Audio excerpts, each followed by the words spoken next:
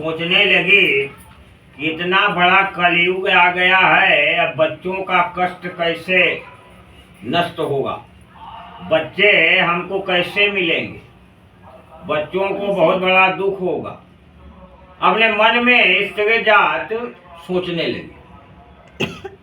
इतने में जैसे अश्वत्थामा द्रौपदी का 5 लड़कों का हत्या किया, द्रौपदी भी जाके सूत जी से दोनों हाथ जोड़ के बोले कि हे भगवान, ये हमारे 5 बच्चे खत्म हो गए हैं, अब ये कैसे जिंदा होंगे, इसका कोई उपाय बताइए। तो देखिए, भगवान की लीला, भगवान के नाम, भगवान के गुण अनंत है। किसी बहाने हाड़ मास का खिलौना है, इसका कोई ठिकाना नहीं। एक समय क्या हुआ, एक गरुड़ पक्षी थी, वो घनघोर जंगल में बैठती थी। वो बगल में एक बहुत बड़ा गांव था, उस गांव के बच्चों को पकड़ पकड़ के ले जाती थी और वहां मार के खा जाती। अब खाते खाते बहुत बच्चों का नष्ट हो गए, बहुत बच्चे माने खत्म हो गए। अब उनकी माता ने व्याकुल, उनके बच्चों की माता ने बड़ा व्याकुल हुई, बड़ा दुखित हुई। अब देखिए भगवान की लीला। एक दिन क्या हुआ कि है आश्विनी मास, कुआर महीना, पितरपक्ष में अष्टमी तिथि, एक जिमुद वाहन नाम के धर्मात्मा पुण्यात्मा आदमी थे, बहुत बड़ा धर्मात्मा थे, बहुत बड़ा पुण्यात्मा थे। वो अपने पत्नी के साथ पत्नी के मैके गए। आ जाएगी, इतना व्याकुल हुई, हाय हाय हाय, इतना व्याकुल हुई कि उस गांव के लोग भी बड़ा तकलीफ, बड़ा दुख। जिमुद वाहन बेचारे मैदान में सोए थे, उनके कानों में आवाज सुनाई दिया। 1 बजे का रात में गए बुढ़िया के पास, बोले हे बूढ़ी माँ, आपको क्या दुख है, क्या तकलीफ है, क्यों इतना दुखित हैं आप? बुढ़िया बोली क्या बताएं बेटा, इस जंगल में एक पक्षी है, सभी बच्चों को खा जाती है, आज हमारे बच्चे का नंबर आ गया है, जिसको भी आज खा जाएगी, हम बच्चे के बिना हो जाएंगे, और एक ही बच्चा है। अब देखिए भगवान की लीला। अब जिमुद वाहन बोले हे माता, तुम अपने बच्चे को मत भेजना, मैं जाता हूँ, तुम्हारे बच्चे के बदले में मैं जाता हूँ और उसके भूख को शांति दिलवाता हूँ। इतना कह के जिमुद वाहन उस पक्षी के पास चले। जब वहां गए तो पक्षी बिगड़ गई, बोले इतना लेट से तुम आए हो, कल सभी बच्चों को खा जाऊंगी।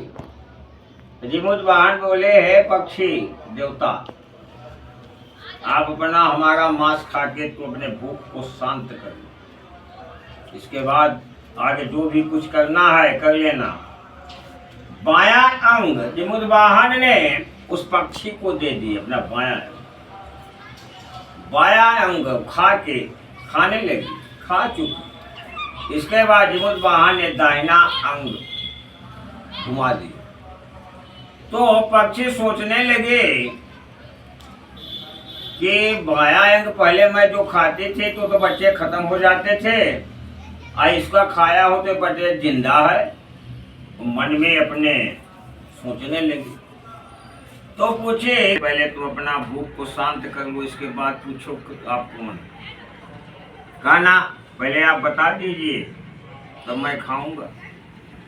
कहा एक शर्त है। कहा क्या? कहा जितनी हड्डियां हैं, जितने हड्डियां हैं इकट्ठा करके उनको जिंदा कर लो पहले।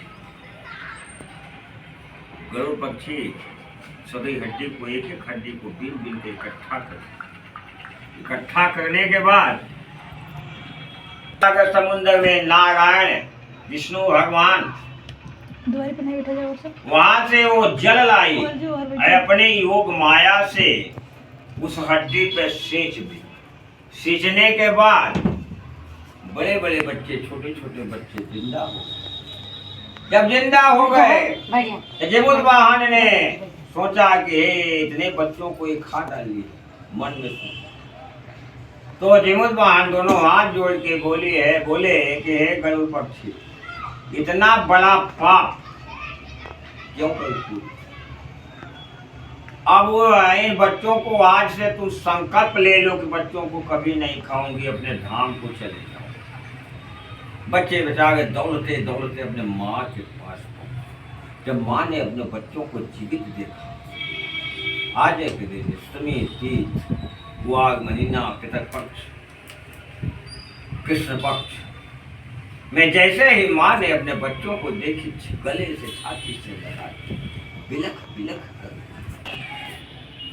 अब क्या हुआ कि सियनिया जाके मांस खा के आके बैठ गई और चिड़िया बेचारी चुपचाप भगवान के भजन में बैठी। सुबह हुआ, चिड़िया बोली सखी, ये भी बोली हाँ सखी। कहा चलो अब स्नान ध्यान करके पारण कर लेता हूँ। कहाँ चलो? दोनों गई नदी के बगल में नदी थी, नदी में अपना स्नान ध्यान दोनों की। अब उन लोगों का जो भोजन था मांस मिल गया, खा ली। थोड़ा कुछ दिन के बाद दोनों खत्म हो गए।